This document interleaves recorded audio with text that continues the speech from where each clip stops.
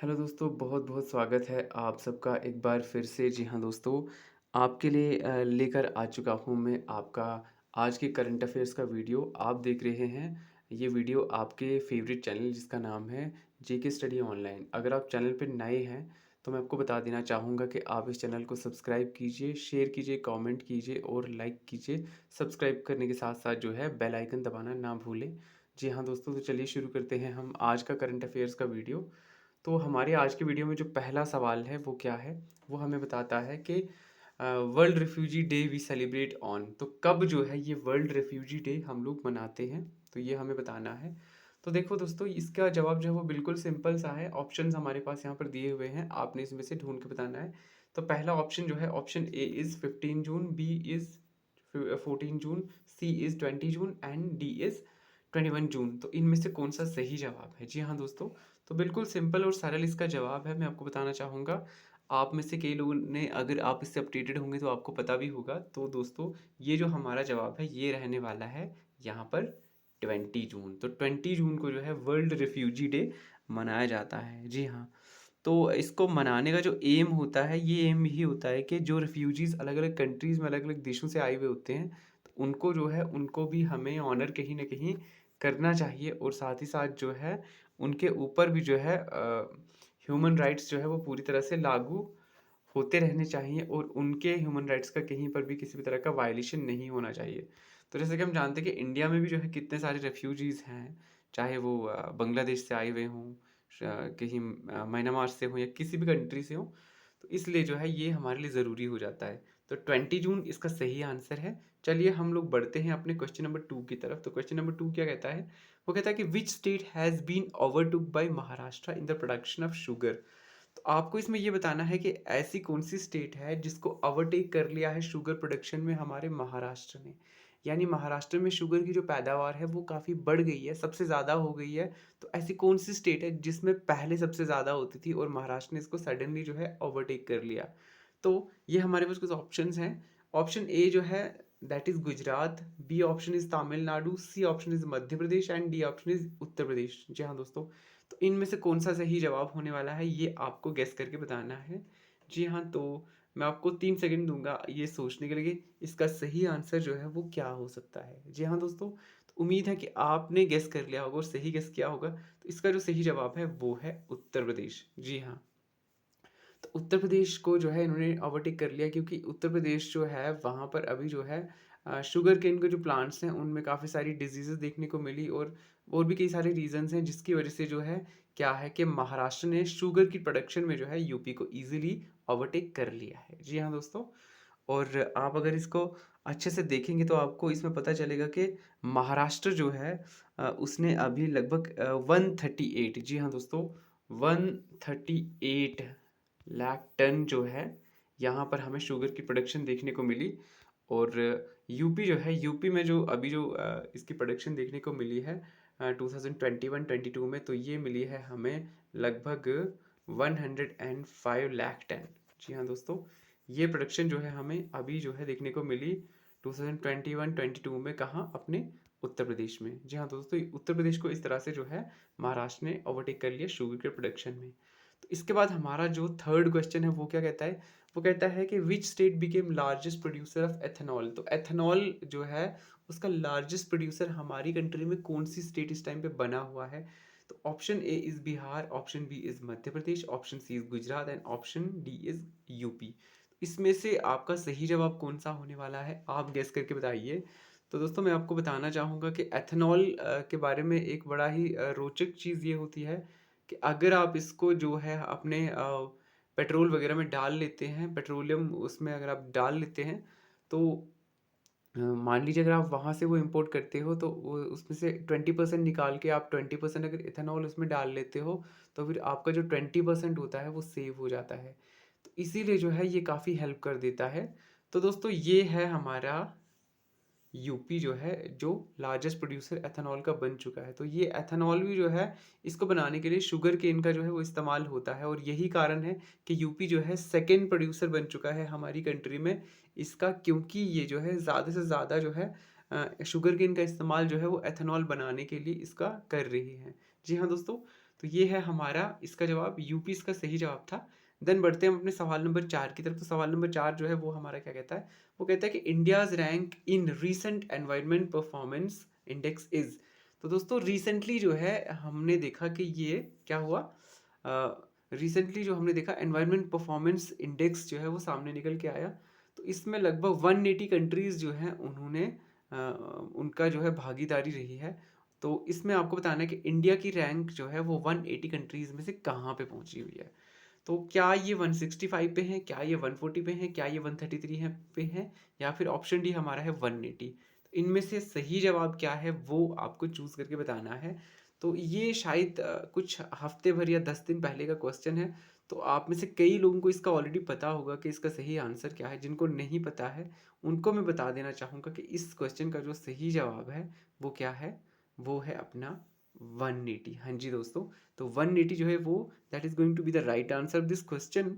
Then अब हम move करते हैं नेक्स्ट क्वेश्चन की ओर, जो हमारा कहता है कि एनवायरनमेंट परफॉर्मेंस इंडेक्स जो है इसको प्रिपेयर कौन करता है। Environment performance index prepared by, इसको कौन प्रिपेयर करता है दोस्तों। तो ये हमारे ऑप्शंस यहाँ पर दिए हुए हैं।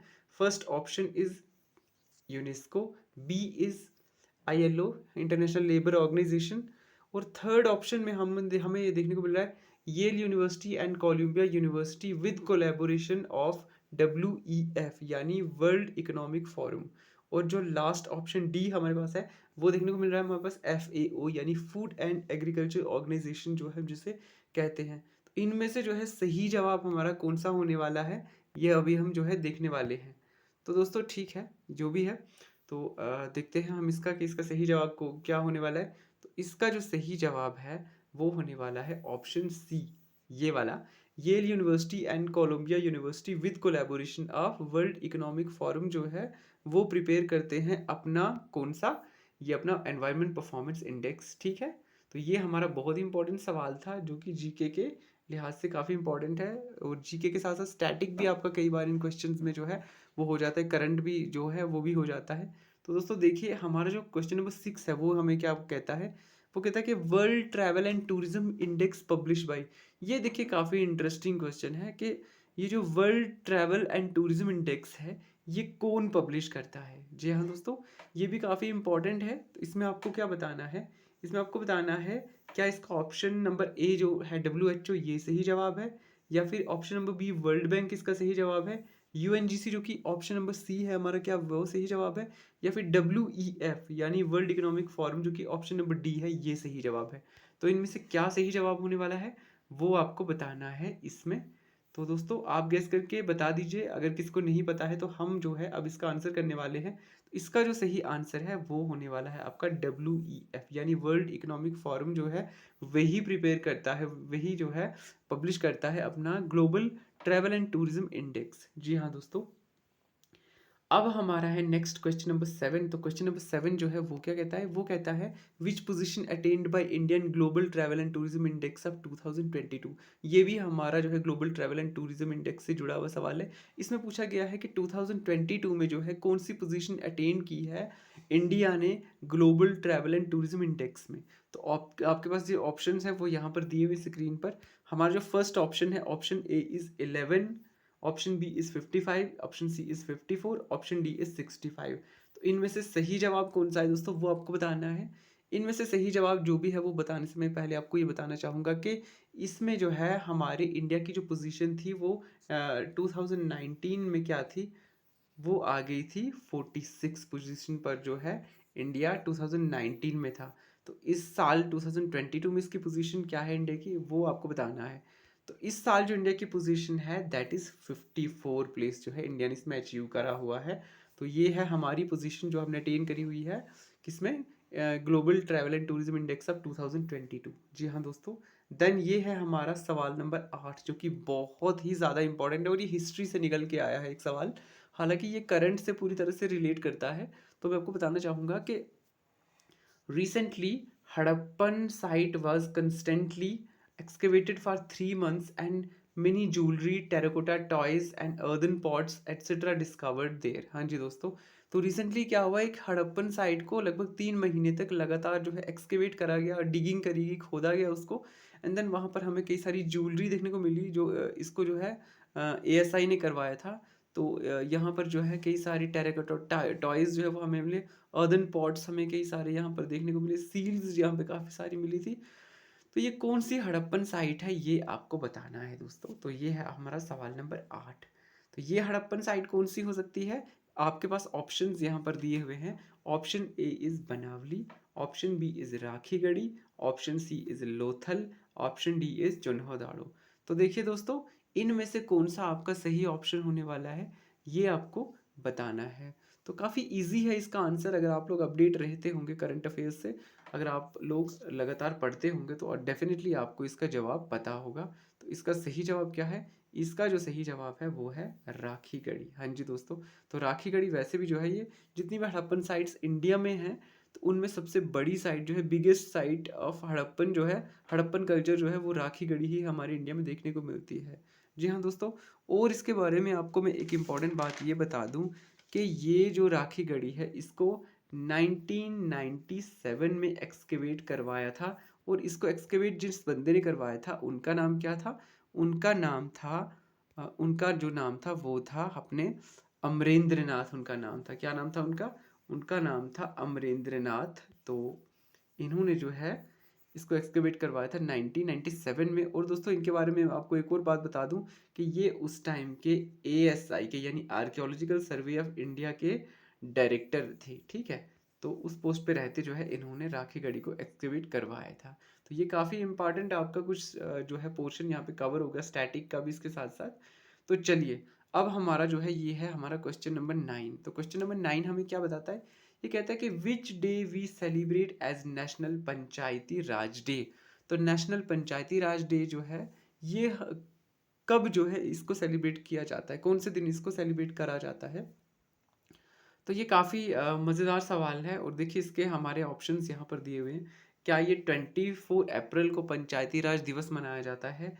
क्या ये 6 जून को मनाया जाता है? क्या ये 15 जून को मनाया जाता है? या फिर ऑप्शन डी कहता है कि क्या ये 14 जनवरी को मनाया जाता है? तो इनमें से सही जवाब क्या होने वाला है मैं आपको बता देना चाहूँगा। जो सही इसका जवाब है दैट इज़ 24 अप्रैल। 24 अप्रैल इसका सही जवाब है दोस्तों।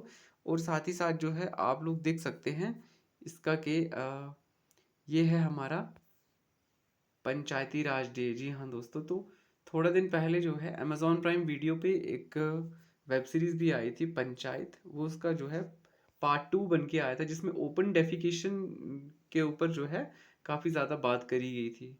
तो चलिए, नेक्स्ट क्वेश्चन जो है हमारा वो है ये क्वेश्चन नंबर 10, जो कहता है which of the following committee recommended for constitutional status for Panchayati Raj local self government. ठीक है, तो जो यहाँ पर फॉलोइंग जो नाम दिए गए हैं कमिटीज़ के, इनमें से ऐसी कौन सी कमिटी है जिसने रिकमेंड करा था पंचायती राज को? ठीक है, मतलब कॉन्स्टिट्यूशनल स्टेटस जो है वो पंचायती राज को मिलना चाहिए।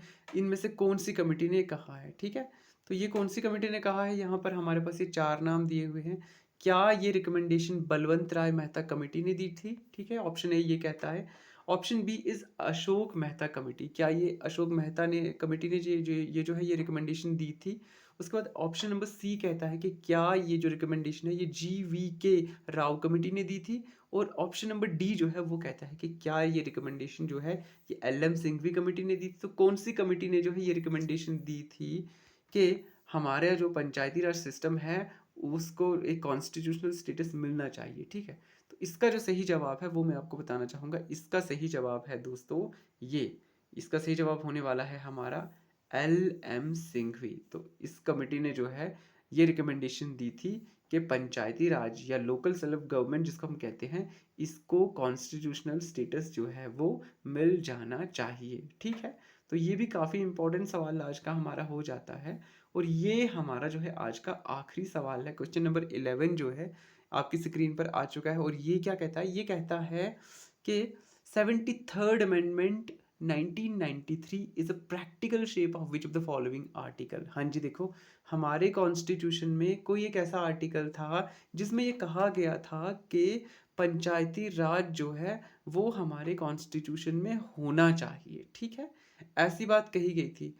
तो 73rd अमेंडमेंट जब होता है 1993 वाला, उसको जो है प्रैक्टिकल रूप दे पाया था उस चीज़ को।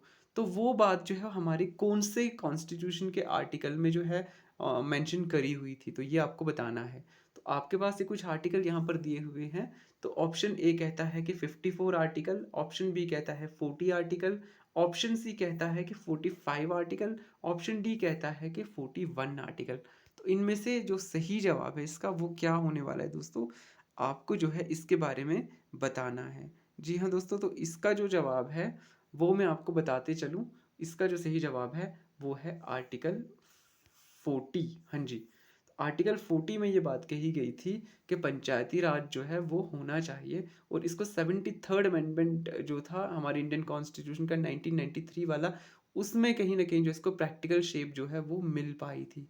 हाँ जी दोस्तों, तो ये हमारे कुछ आज के इम्पोर्टेंट एमसीक्यूज़ मैं आपके लिए लेकर आया था। मुझे उम्मीद है कि ये एमसीक्यू वाला वीडियो भी आपको बहुत ज़्यादा पसंद आया होगा। अगर आपको ये वीडियो पसंद आया होगा तो इसको ज़रूर लाइक करें, शेयर करें, कमेंट करें। दोस्तों अपना सुझाव देना ना भूलें। उम्मीद है कि ये वीडियो जो है आपके लिए काफ़ी हेल्पफुल साबित होगी और इस तरह के क्वेश्चन जो है आपके एग्ज़ाम में ज़रूर पूछे जाएँगे। तो ठीक है, मिलते हैं आपके साथ अगले वीडियो में, तब तक के लिए मुझे दीजिए इजाज़त। Thank you and bye bye.